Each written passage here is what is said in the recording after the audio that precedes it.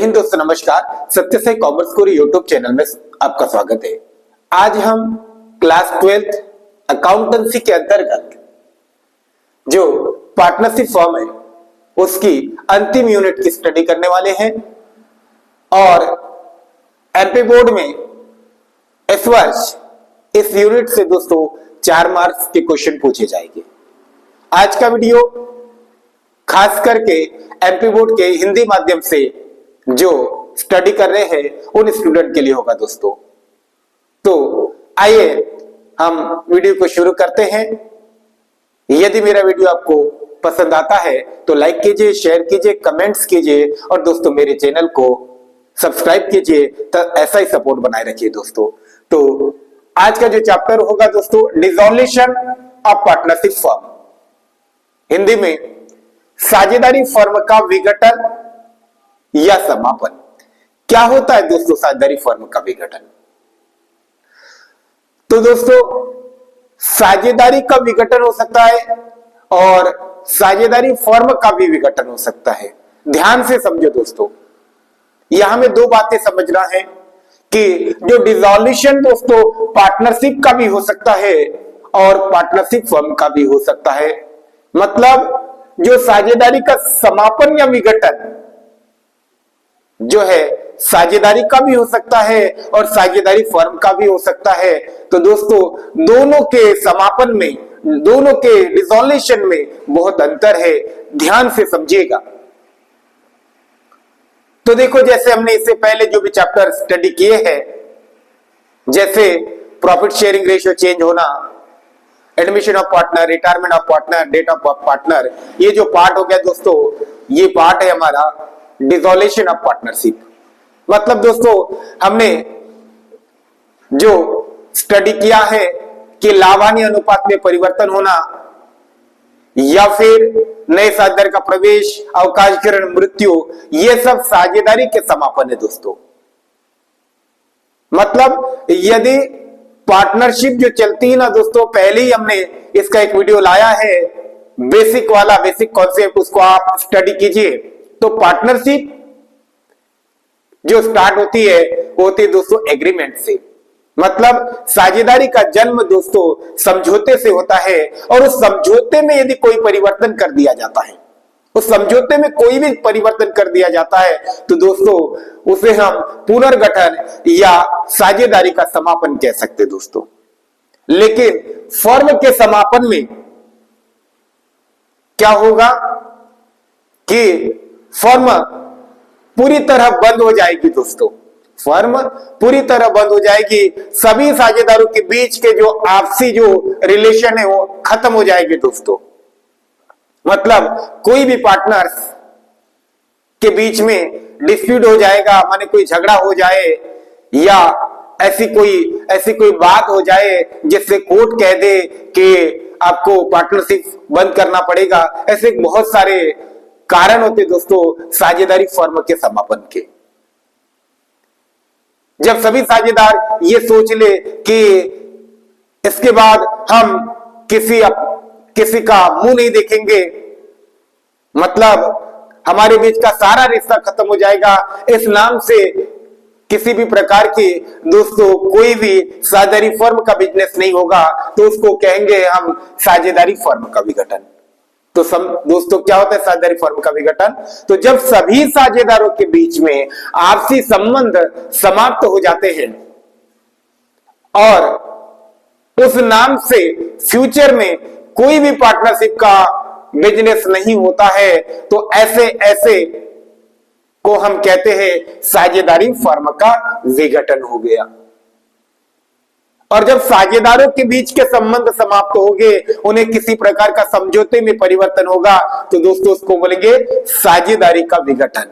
जब साझेदारी का विघटन होता है दोस्तों, तो फर्म का व्यवसाय आगे भी कंटिन्यू चलते रहता है, लेकिन फर्म के विघटन में व्यवसाय पूरी तरह बंद हो जाता है दोस्तों। तो जनरली हम साझेदारी के विघटन जब होता है तो उसको हमने अच्छे से स्टडी कर लिया है, इससे पहले वीडियो में आप देखिए। आज हम बात करेंगे साझेदारी फर्म के विघटन पे। तो साझेदारी फर्म के विघटन में जनरली क्या होगा, तो दोस्तों फर्म में जितनी भी संपत्तियां होगी, जितनी भी असेट्स होगी दोस्तों, उन सारी असेट्स को हम बेच देंगे और उस असेट्स को बेचने से जो भी पैसा आएगा दोस्तों, उस पैसे का सबसे पहले हम जो हमारा जो कर्जा होगा, बाह्य दायित्व होगा, उन कर्जे का भुगतान कर देंगे दोस्तों। और फिर उसके बाद भी हमारे पास पैसे बचते हैं तो फिर साझेदार के ऋणों का भुगतान कर देंगे और सबसे अंत में हम साझेदार के पूंजी का जो है उसका भुगतान कर देंगे दोस्तों। और फिर सब साझेदार सदा सदा के लिए अलग हो जाएंगे और वे फिर अपना कोई भी पर्सनल बिजनेस करेंगे। तो ये साझेदारी के विघटन पर होता है दोस्तों। और ये जो विघटन का काम करना है, ये अंतिम बार करना है, उसके लिए दोस्तों हम रियलाइजेशन अकाउंट बनाते हैं, मतलब हिंदी में कहूं तो दोस्तों वसूली खाता बनाते हैं। तो आइए दोस्तों हम पहले देखते हैं कि साझेदारी के डेफिनेशन क्या है, परिभाषा क्या है। तो साझेदारी की परिभाषा दोस्तों भारतीय साझेदारी अधिनियम 1932 की धारा 39 के अनुसार इसमें स्पष्ट कहा है कि समस्त साझेदारों के मध्य साझेदारी की समाप्ति को साझेदारी फर्म का विघटन कहते हैं। मतलब जब सभी साझेदारों के बीच में दोस्तों यदि समझौता समाप्त हो जाएगा तो उसे साझेदारी फर्म का समापन कहते हैं। ये किसके अनुसार है? भारतीय साझेदारी अधिनियम 1932 की धारा 39 के अनुसार है दोस्तों कि समस्त साझेदारों के मध्य साझेदारी की समाप्त होना माने साझेदारी समाप्ति को साझेदारी फर्म का विघटन कहते हैं। अब दोस्तों आइए साझेदारी फर्म के विघटन के कारण देखते हैं। तो बहुत सारे कारण हो सकते हैं, जैसे कि डिस्प्यूट हो जाना, दिवालिया हो जाना, अवधि का समाप्त हो जाना, यदि विशेष कार्य के लिए हमने साझेदारी को स्टैब्लिश किया है वो काम पूरा हो जाना, ऐसे बहुत सारे कारण हो सकते हैं दोस्तों। अब हम देखते हैं कि साझेदारी समापन की विधियां, मेथड दोस्तों, रीतियां देखना है हमें, और यहां से हमारे एग्जाम में प्रश्न बनेगा थ्योरी का। तो देखिए दोस्तों कि साझेदारी समापन की पहली विधि है समझौते द्वारा समापन, डिसॉल्यूशन बाय एग्रीमेंट दोस्तों। तो जैसे दोस्तों साझेदारी का जन्म समझौते के द्वारा होता है, तो ठीक उसी तरह सभी साझेदार आपस में बैठ के समझौता करके साझेदारी का समापन भी कर सकते हैं, माने साझेदारी फर्म का समापन भी कर सकते हैं दोस्तों। तो पहली जो विधि है हमारी समझौते द्वारा समापन, मतलब सभी साझेदार आपस में समझौता करके साझेदारी फर्म का समापन कर सकते हैं, ये पहली विधि है। दूसरी है दोस्तों अनिवार्य समापन। तो अनिवार्य समापन कब होगा? तो उसकी दो कंडीशन है। पहली कि साझेदार का दिवालिया होना, मतलब दोस्तों जब सभी साझेदार, ध्यान से सुनिएगा, ध्यान से नजरे इधर, जब सभी साझेदार दिवालिया हो जाए दोस्तों, या फिर एक को छोड़कर शेष सभी साझेदार दिवालिया हो जाए, तो उसे कहते हैं अनिवार्य समापन, साझेदारी फर्म का अनिवार्य समापन। क्यों? क्योंकि दोस्तों साझेदारी फर्म में कम से कम दो साझेदार तो होना आवश्यक ही होता है। यदि सब साझेदार दिवालिया हो जाएंगे तो फर्म समाप्त हो गई, और यदि एक बचा और बाकी सब दिवालिया हो गए तो भी फर्म समाप्त होगी।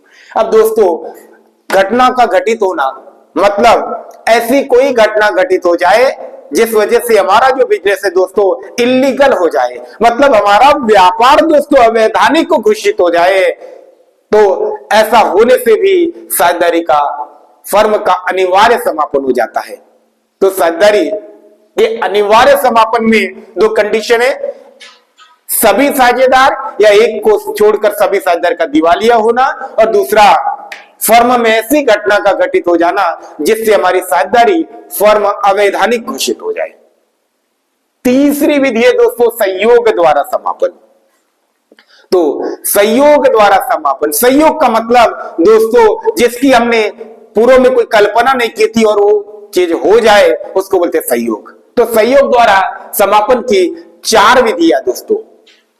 एक है अवधि का समाप्त होना, मतलब दोस्तों हमने यदि पार्टनरशिप किसी निश्चित अवधि के लिए बनाई होगी, जैसे 10 साल 20 साल 15 साल के लिए, और वो अवधि यदि पूरी हो जाए तो साझेदारी फर्म अपने आप समाप्त हो जाएगी, विघटन हो जाएगा। दूसरा दोस्तों कार्य का पूर्ण होना, यदि दोस्तों हमने कोई एक विशेष काम करने के लिए पार्टनरशिप यदि बनाई होगी, मतलब हमने इसके लिए पार्टनरशिप बनाई है कि हमने कोई बिल्डिंग का या किसी पुलिया का या किसी सड़क का ठेका लिया दोस्तों और पार्टनरशिप में लिया है और फिर हमने वो काम पूरा कर दिया, तो हमारी पार्टनरशिप का विघटन हो जाएगा, साझेदारी फर्म का विघटन हो जाएगा दोस्तों।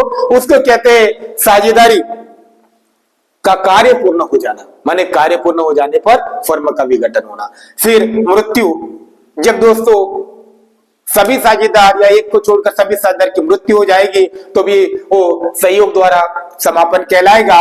और दिवालिया होना, तो दोस्तों दिवालिया होना जब 1 या 2 साझेदार ही दिवालिया हो गए फर्म में तो उसको बोले संयोग द्वारा समापन। दोस्तों दिवालिया होना 2 जगह है दोस्तों, एक तो अनिवार्य समापन में भी है और संयोग द्वारा समापन में ही है। दोनों में अंतर क्या है ध्यान से, जब यहां अनिवार्य समापन में सभी साझेदार दिवालिया हो जाए या एक को छोड़कर शेष सभी साझेदार दिवालिया हो जाए तो अनिवार्य में आएगा। लेकिन यदि केवल 1 या 2 साझेदार दिवालिया होते हैं और बाकी साझेदार दिवालिया नहीं होते हैं तो उसको कहते हैं दोस्तों कि संयोग द्वारा समापन। दिवालिया का मतलब दोस्तों इंसॉल्वेंट, माने वो व्यक्ति कर्ज में डूब जाए हमारे लेमन लैंग्वेज में दोस्तों। अब चौथा है दोस्तों सूचना द्वारा समापन।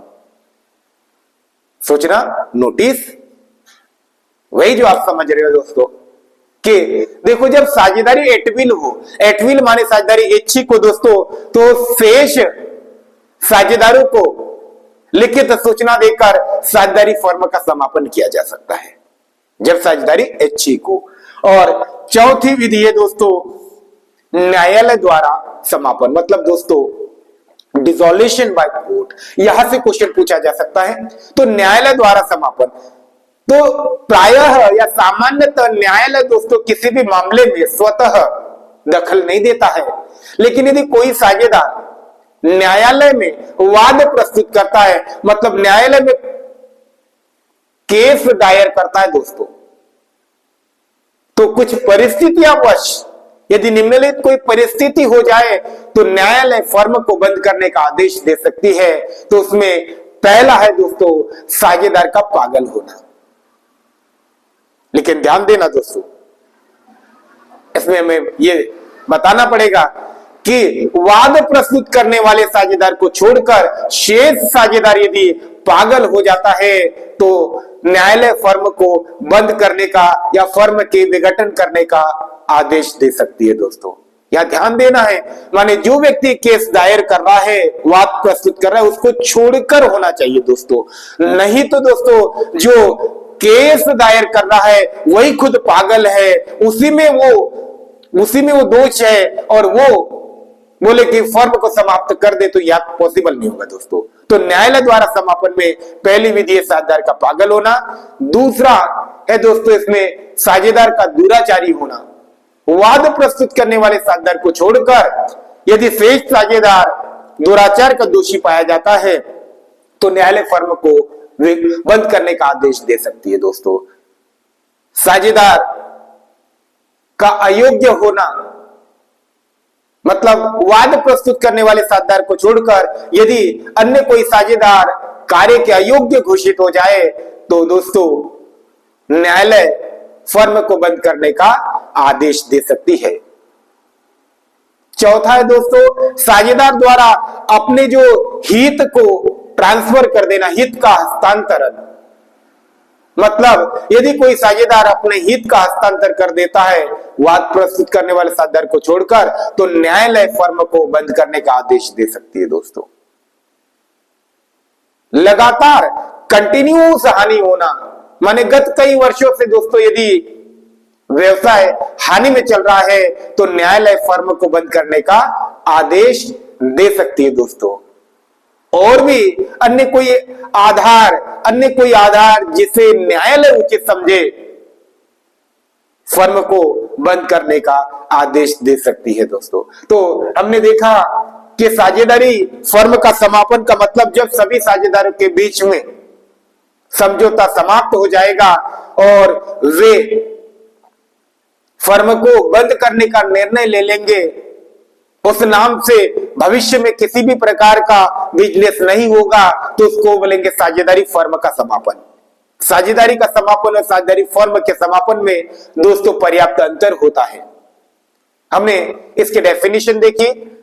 भारतीय साझेदारी अधिनियम 1932 की धारा 39 के अनुसार कि समस्त साझेदारों के मध्य साझेदारी की समाप्ति को साझेदारी फर्म का विघटन कहते हैं दोस्तों। फिर हमने उसकी विधियां देखी।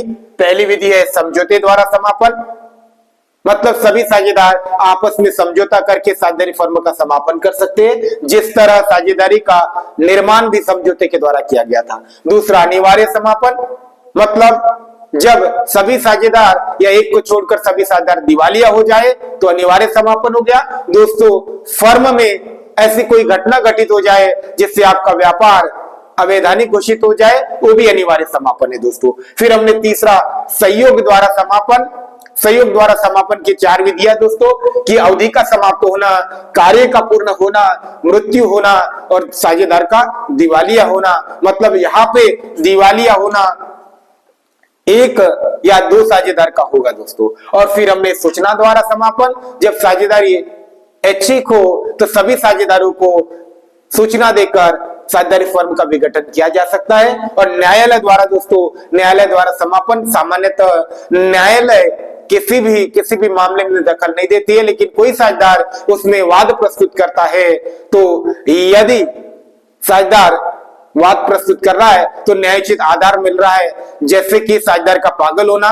वाद प्रस्तुत करने वाले साझेदार को छोड़कर यदि कोई साझेदार पागल हो जाता है तो न्यायालय फर्म के समापन का आदेश दे सकती है। वैसे ही साझेदार का दुराचारी होना, समझो कि कोई साझेदार अपने हित का हस्तांतरण कर दे रहा है, आपका व्यवसाय कई वर्षों से हानि में चल रहा है और अन्य भी कारण है जिसे न्यायालय दोस्तों उचित समझे, या साझेदार समझौते के विपरीत कार्य कर रहे हैं, तो ऐसे कारण होने पर न्यायालय साझेदारी फर्म को बंद करने का आदेश दे सकती है दोस्तों। और दोस्तों इसमें हमें यह देखना है कि साझेदारी के फर्म के विघटन पर जो हमारा हिसाब किताब अंतिम बार होता है, और इसके लिए हिसाब किताब करने के लिए जो खाता बनाया जाता है दोस्तों, वो हिंदी में होता है वसूली खाता, और उसे कहते हैं रियलाइजेशन अकाउंट। उसमें सभी संपत्तियों को ट्रांसफर करते हैं, दायित्व को भी ट्रांसफर करते हैं दोस्तों, और फिर उसको सबसे पहले संपत्ति को बेचकर हम फर्म के दायित्व का भुगतान कर देंगे, कर्ज का भुगतान कर देंगे, और फिर पैसा बचता है तो उस पैसे का दोस्तों हम साझेदार के ऋण का भुगतान करेंगे और फिर पूंजी का भुगतान करेंगे दोस्तों। तो दोस्तों आप एग्जाम के लिए साझेदारी के समापन और साझेदारी फर्म के समापन में जो अंतर है उसको ध्यान से समझ लीजिएगा दोस्तों। और इससे जो क्वेश्चन बनेगा, वसूली खाता बनाना, रियलाइजेशन अकाउंट बनाना और साझेदार के पूंजी खाते बनाना दोस्तों, भी स्टार्ट करने वाले हैं क्या कि अभी हम स्टार्ट करने वाले हैं जो प्रैक्टिकल जो क्वेश्चन है हमारे डिसॉल्वेशन में। मतलब पार्टनरशिप फर्म का जब डिसॉल्वेशन होता है, हिंदी में कहूं तो साझेदारी फर्म का जब समापन या विघटन होता है दोस्तों, तो उस समय हमारे अकाउंटिंग में किस प्रकार का वर्क करते हैं, तो सिंपली करते कुछ नहीं है। सबको पता है कि जब सभी पार्टनर्स के बीच ना बच्चों डिस्प्यूट हो जाएगा, मतभेद हो जाएगा, झगड़ा हो जाएगा। ये बदमाश तू इधर देख, झगड़ा हो जाएगा और वो ऐसा डिसीजन ले लेते हैं कि मैं चौराहे पे जाके भीख मांग लूंगा, लेकिन आपके साथ अब बिजनेस नहीं करना। मैंने कहने का तात्पर्य है कि सभी पार्टनर्स के बीच में बच्चों जब संबंध विच्छेद हो जाता है, टूट जाता है, तो उसको बोलते हैं पार्टनरशिप फर्म का डिसॉल्वेशन, माने साझेदारी फर्म का विघटन। हम पहले ही इसको समझ चुके हैं अच्छे से। तो पार्टनरशिप फर्म के विघटन पर जो अकाउंटिंग वर्क क्या होगा वो अभी समझने जा रहे हैं हम। तो बच्चों पार्टनरशिप फर्म के डिसॉल्वेशन में माने साझेदारी फर्म के समापन में जो अकाउंटिंग काम है वो अंतिम बार किया जाता है। काय के लिए कि बच्चे ध्यान से सुन तो कि फर्म के पास जो भी असेट्स और लायबिलिटीज होगी बच्चों उसको हमें सेटल करना है। मतलब सिंपल वर्ड में हमारे फर्म के पास जितनी भी संपत्तियां है उसको हम बेच देंगे और बेचने से जो पैसा आएगा ना उस पैसे से हमें क्या करना है, जो फर्म की लायबिलिटी है, फर्म के ऊपर बच्चे कर्जा है, वो कर्जे का हमें क्या कर देना, पेमेंट कर देना, भुगतान कर देना है। कैसे करेंगे कि फर्म में जो संपत्तियां रखी हुई है हमारे बैलेंस शीट में उन सब संपत्तियों को क्या कर देंगे, हम बेच देंगे और बेचने से जो पैसा आएगा तो पहले क्या करेंगे, हम फर्म की संपत्तियों की माने जो फर्म के जो लायबिलिटी है माने एक्सटर्नल लायबिलिटी है, फर्म का जो कर्जा है उस कर्जे का भुगतान करेंगे दोस्तों। फिर सर उसके बाद पैसे बच जाएंगे तो कर्जा देने के बाद तो फिर क्या करेंगे कि यदि किसी पार्टनर्स ने लोन दिया है तो पार्टनर्स के लोन की पेमेंट करेंगे बस बच्चों। और फिर यदि पैसे बचते हैं तो फिर क्या कर देंगे, सभी साझेदार के पूंजी की पेमेंट कर देंगे, मतलब कैपिटल की पेमेंट कर देंगे। तो ये किस रेशियो में बांटेंगे, तो हमेशा बच्चों पार्टनरशिप में जो एक प्रॉफिट शेयरिंग रेशियो पहले से डिसाइड होता है उस रेशियो में माने उस अनुपात में हम उस बचे वाले लाभ या हानि को बांटते हैं दोस्तों। और ये बदमाश लड़की सोच रही है कि सर रेशियो नहीं दिया तो फिर कौन सी बड़ी बात है, कितने बार बताया कि कैसा बांटेंगे, समान बांटेंगे, इक्वल बांटेंगे। ठीक, तो हमने एक क्वेश्चन ले रखा है। क्वेश्चन है दोस्तों, काला Gora and Bhura are partners sharing profit ratio 2:1 और उनकी जो बैलेंस शीट दे रखी है दोस्तों, और बैलेंस शीट में इधर लायबिलिटी है में क्रेडिटर्स, जनरल रिजर्व और कैपिटल दे रखे हैं और उसके बाद असेट्स है।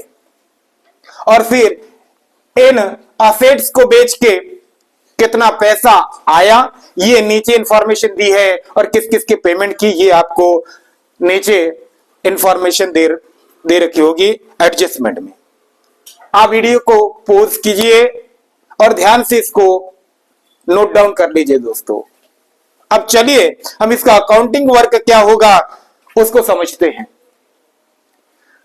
तो मैंने पहले ही बोला कि सबसे पहले क्या करना है कि जितने भी हमारे पास असेट्स ये रखी हुई है ना इसको बेचना है दोस्तों। क्या करना है, बेचना है। और फिर जो हमारी लायबिलिटी है ना बच्चों, लायबिलिटी मैंने कर्ज, इसकी पेमेंट करना है और बचेगा तो फिर वो पार्टनर्स बांट लेंगे।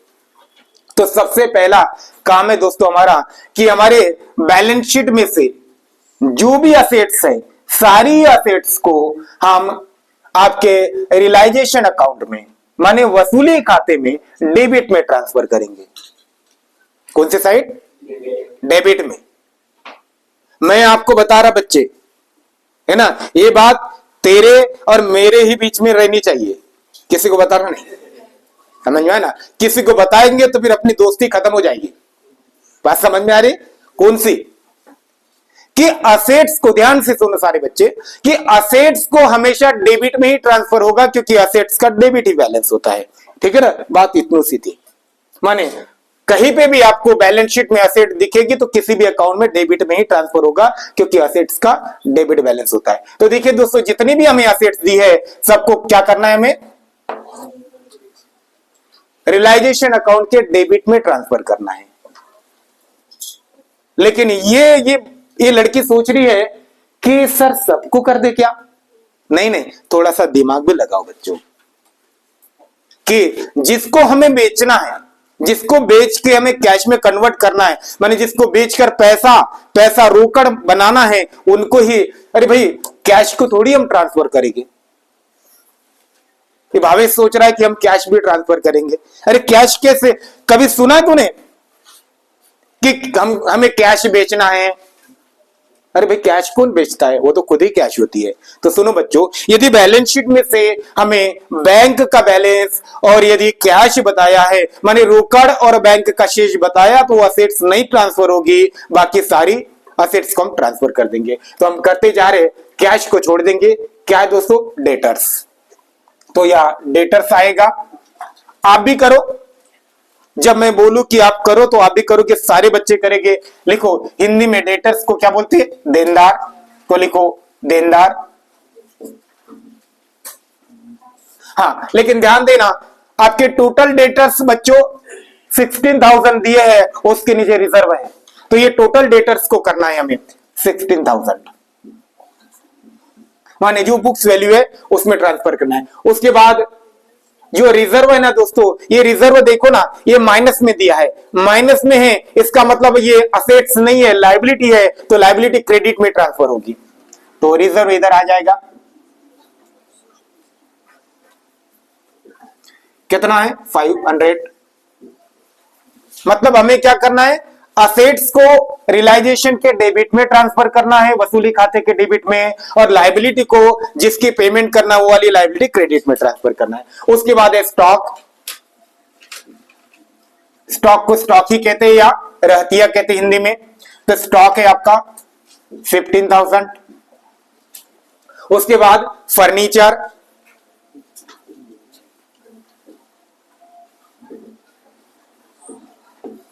कितना है बच्चों? फर्नीचर 19,000। और फिर है बच्चों बिल्डिंग। बिल्डिंग माने हिंदी में क्या कहते हैं इसको? भवन।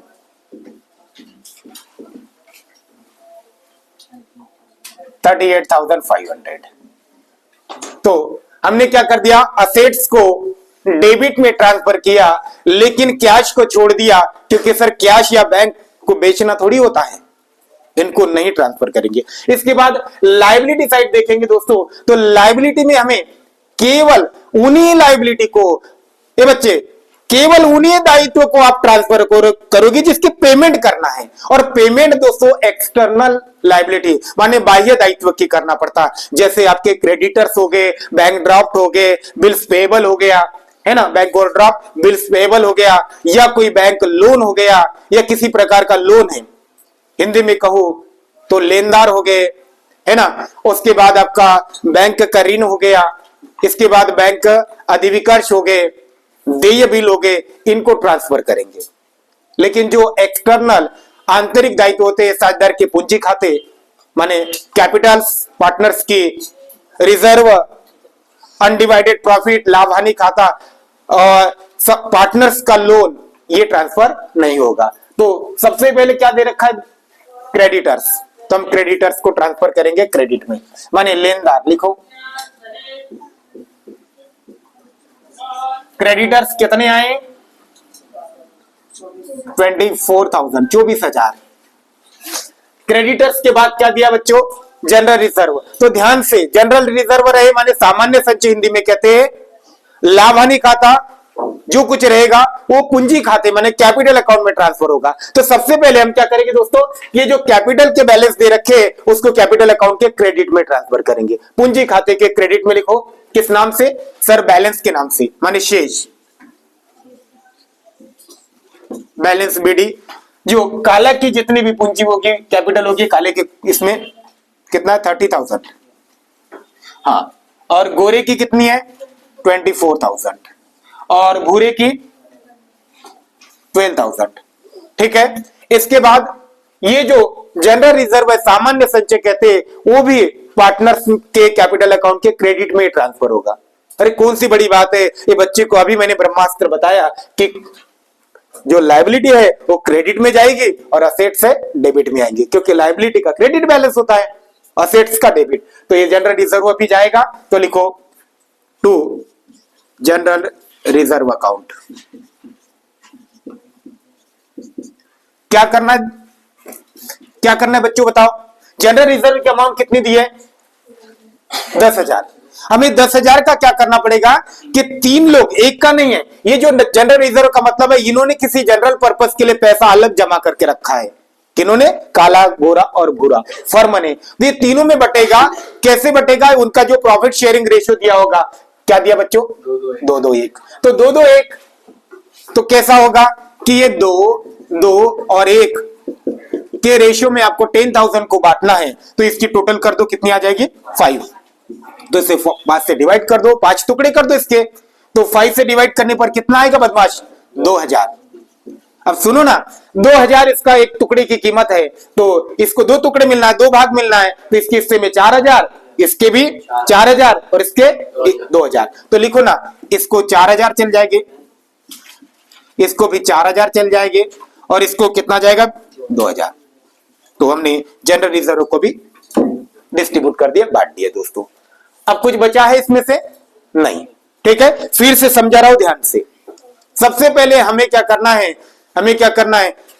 ये लड़के ध्यान दे इधर तू, कि हमें क्या करना है? सारे एसेट्स को, माने क्या, कैश और बैंक को छोड़ के आपके वसूली खाते के डेबिट में ट्रांसफर करना है, रियलाइजेशन अकाउंट के। और जो आपके एक्सटर्नल लायबिलिटी है, बाह्य दायित्व, जिनका हमें, जिन कर्जों का हमें भुगतान करना है, वो वसूली खाते के क्रेडिट में ट्रांसफर करना है। यहां तक कि ठीक है। तो फिर कैश और बैंक यदि हम छोड़ रहे तो इसको कहां ट्रांसफर होगा? तो कैश और बैंक के डेबिट में जाएगा वो। फिर इसके बाद हमें जो कैपिटल्स का बैलेंस दे रखा होगा वो कैपिटल के क्रेडिट में जाएगा। यदि हमें जनरल रिजर्व या अनडिवाइडेड प्रॉफिट भी होगा, वो भी कैपिटल अकाउंट में हम उसको क्रेडिट में ट्रांसफर कर देंगे। अब इसके बाद हमें 2 काम करना है। जितने भी हमने पार्टनरशिप में चैप्टर पढ़े ना बच्चों, उनमें से सबसे इजी ये चैप्टर है ना। इसमें आपको अकाउंट का ज्यादा नॉलेज ना भी रहे, फिर भी ना बच्चों, हम इससे ना बच्चों बहुत अच्छे तरीके से समझ सकते हैं, क्योंकि भाई हम इंडियन है, भारतीय हैं, है ना। हम आग लगाना बहुत अच्छे से जानते हैं, समझ में ना भाई। पार्टनरशिप फर्म बनाना कठिन होता है, तोड़ना आसान होता है। तोड़ी तो रहे इसको, ठीक है। तो झगड़ा लगाना हमें अच्छे से आता ना भावेश? नहीं आता क्या? नहीं आता है हम लोगों को झगड़ा लगाना। खैर, तो हम ये अच्छे से समझेंगे। अब देखो, करना कुछ नहीं है, मैंने बोला कि सारे असेट्स को बेचना है। अब ये लड़का टेंशन में आ गया, सारे असेट्स को बेचना है। पता नहीं इसको लगा कि सारे असेट्स बेचने, मुझे तो नहीं बेचते, है ना। अरे भाई, आपको नहीं बेचना, आपको नहीं बेचना। क्वेश्चन में दिया रहेगा कि कौन सी असेट्स कितने में बेचना है। मैंने जैसे ही बोला असेट्स को बेचना है, उसको लगा कि सर मुझे ये असेट्स बेचने तो नहीं बेच रहे मार्केट में। नहीं बच्चों, देखो सब दिया रहेगा। याद दिया है कि the firm was disclosed on that dates, the assets realised as below. Realise का मतलब होता है बच्चों वसूल होना, माने असेट से ये चीजें वसूल हुई तो हमें नीचे जो भी इंफॉर्मेशन है उसके 2 पार्ट में डिवाइड करना। एक तो रिसिप्ट्स माने प्राप्ति या वसूली, और पेमेंट। तो हमें देखना है कि टोटल कितनी रिसिप्ट्स हो रही। तो डेटर से देखो, डेटर से कितने मिल गए? हाँ बताओ ना कितने? 14,700। फिर स्टॉक से कितने मिल रहे? 40,000। उसके बाद फर्नीचर से कितने?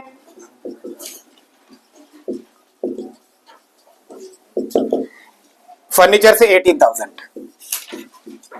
उसके बाद बिल्डिंग से कितने बच्चों? 41,500। हाँ, अब आगे क्या लिखा है? Creditors ₹23,000 were settled. मतलब जो हमारे लेनदार है वो 23,000 में सेटल हो गए।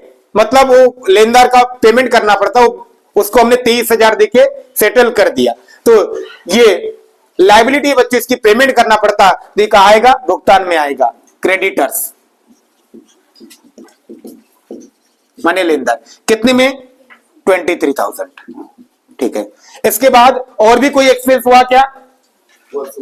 हाँ, तो ये हो गया बच्चों एक्सपेंस, हो गया डिसोल्यूशन एक्सपेंस, माने आपका ये एक्सपेंस हो गया कितना 1000, सॉरी एक्सपेंस हो रहा है तो एक्सपेंस की क्या होगी सर, पेमेंट होगी।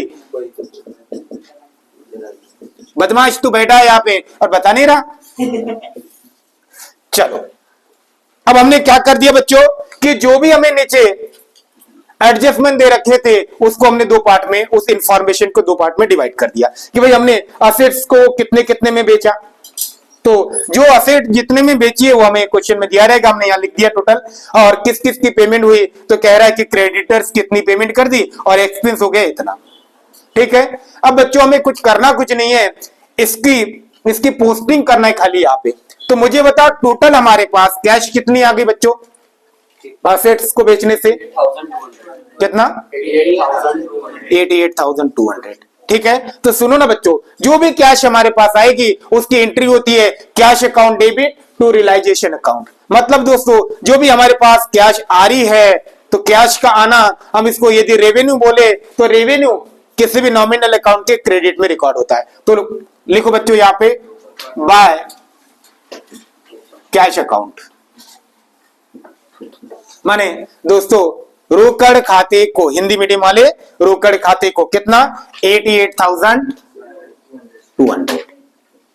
ओके, टोटल इतना पैसा आया। अब इतना पैसा आया उसमें से हमें कितना पैसा की पेमेंट भी करना है, इतना कर्ज देना है, इतना एक्सपेंस हो गया। तो इनकी एंट्री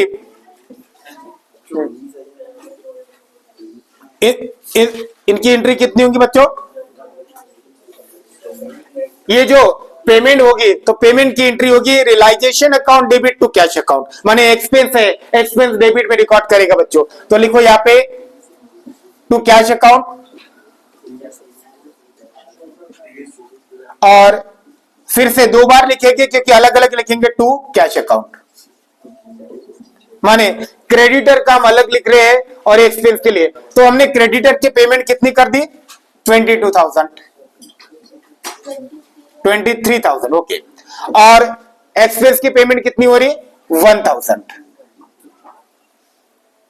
अब देखो हमने जितनी हमारे पास कैश आई उसकी एंट्री हमने कहा कर दी क्रेडिट में, और जितनी पेमेंट कर दी उसकी एंट्री कहा होगी बच्चों डेबिट में। चाहे तो आप ये जो चार असेट्स को बेची तो अलग अलग चार बार भी आप कैश अकाउंट लिख सकते हैं, लेकिन न लिखते हुए हमने उसको क्लब कर दिया बच्चों, एक साथ लिख दिया। ठीक है, हाँ, और जो एक्सपेंस भी आप चाहे तो एक साथ भी लिख सकते हैं या अलग अलग भी लिख सकते हैं। अब हमारा क्वेश्चन कंप्लीट हो गया, ध्यान से समझो हमने क्या किया, फिर से मैं एक बार रिपीट करवाऊं कि हमें बैलेंस शीट दे रखी है दोस्तों, इस बैलेंस शीट में से हमने उन असेट्स को वसूली खाते के डेबिट में ट्रांसफर किया जिसको बेचकर हमें कैश कन्वर्ट करना था। तो इनमें से 1, 2 और 3, 4 असेट्स यहाँ पे डेबिट में आ गई, और फिर इनमें से हमने उन लायबिलिटी को क्रेडिट में ट्रांसफर किया जिसकी पेमेंट करना था। तो पेमेंट करना था किसकी, क्रेडिटर्स की। तो बच्चों ये क्रेडिटर्स हमारा क्रेडिट में आ गया, और ये जो रिजर्व कहां से आया, ये डेटर्स के नीचे जो रिजर्व था वो भी हमने लायबिलिटी होती है, हमने उसको क्रेडिट में कर दिया। इसके बाद हमने देखा कि हमने असेट्स को कितने में बिका है, तो ये सब हमने लिख दिया, डेटर्स इतने में बिक गए, स्टॉक इतने में बिक गया, फर्नीचर इतने में और बिल्डिंग इतने में। तो टोटल चारों को बेचने से हमारे पास कैश कितनी आ गई, हाँ, तो फिर इसकी एंट्री होगी कि cash account debit to realisation account, realisation account के क्रेडिट में लिख दिया जो कैश आई, कैश के नाम से या बैंक के नाम से भी लिख सकते हैं। फिर हमने देखा कि हमने दो प्रकार की पेमेंट की, एक तो क्रेडिटर्स की और एक्सपेंस की। तो पेमेंट करने की एंट्री होती है realisation account debit to cash account, मतलब खर्चा है दोस्तों और खर्चे को रियलाइजेशन के डेबिट में लिखते हैं। तो हमने अलग अलग लिख दिया, कैश क्रेडिटर्स के लिए 23,000 पे हुई है और एक्सपेंस के लिए 1,000 पे हुई है। अब इसके बाद हमें ये देखना दोस्तों, पहला जो आपका वसूली खाता मतलब रियलाइजेशन अकाउंट है उसका कौन से साइड की टोटल ज्यादा है, बताओ, डेबिट या क्रेडिट? क्रेडिट की है 1,12,700। हाँ, क्रेडिट की है कि डेबिट की, बताओ जल्दी से। क्रेडिट की है कितनी, 1,12,700। 1,12,700। सही है कि बच्चों? हाँ, अब इनमें से इधर वाली टोटल माइनस कर दो बच्चों, 1,12,000। 500 में से हाँ, इधर की टोटल कितनी आ रही, देखो इधर की टोटल आ रही है 1,12,700 और इधर की टोटल कितनी आ रही है 12,500. ठीक है। तो दोस्तों इनमें अंतर कितना है, ए बदमाश बातें न करो, इसमें अंतर कितना है 200 रुपए का। कितने का 200 रुपए का। ये लड़की क्यों बदमाशी कर रही, तू क्यों बातें कर रही, ये 200 रुपए जो हमारे पास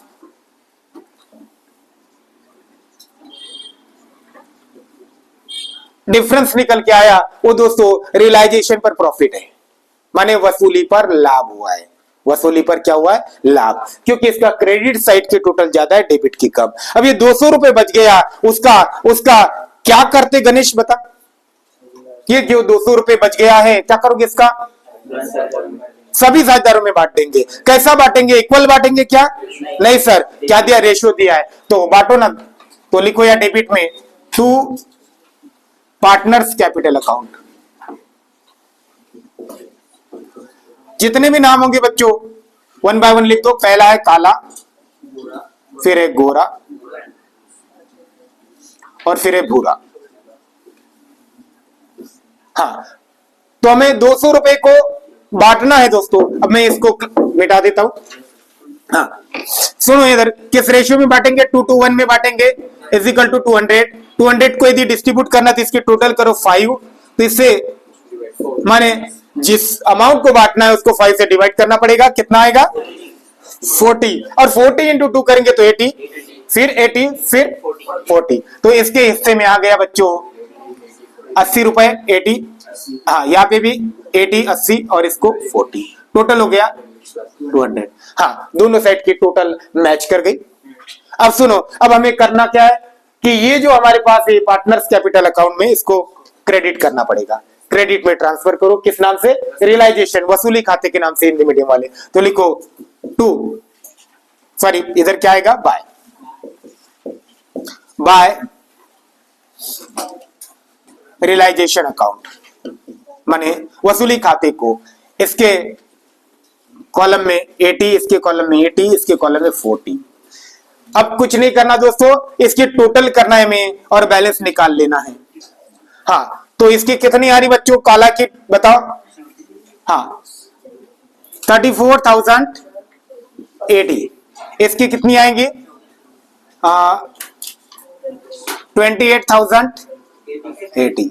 इसकी कितनी आएंगी 14,040। हाँ, डेबिट में कोई भी माइनस करने के लिए नहीं है, तो हम पूरा का पूरा जो टोटल आई बच्चों वही लिखेंगे। लेकिन बैलेंस लिखेंगे क्या, नहीं सर, ये तो अंतिम बार कर रहे ना, विघटन पढ़ रहे, हम डिसोल्यूशन पढ़ रहे, तो कैश के नाम से लिखेंगे।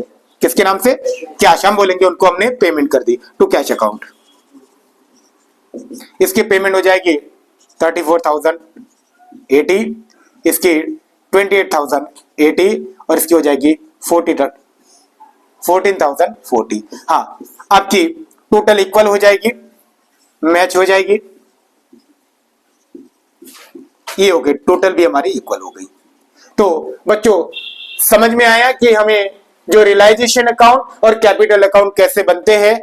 आप ध्यान से वीडियो को दोबारा पॉज करके समझिए दोस्तों। और एमपी बोर्ड के स्टूडेंट को बता दूं कि ये इस चैप्टर पे केवल 4 मार्क का वेटेज है दोस्तों, बोर्ड की तरफ से, माने 4 मार्क का क्वेश्चन आएगा। तो या तो थ्योरी आ सकती है या ये रियलाइजेशन वसूली खाता ही आएगा। पूंजी खाते पूछने के चांस थोड़े कम है। आप रियलाइजेशन अकाउंट के अच्छे से प्रिपरेशन करोगे।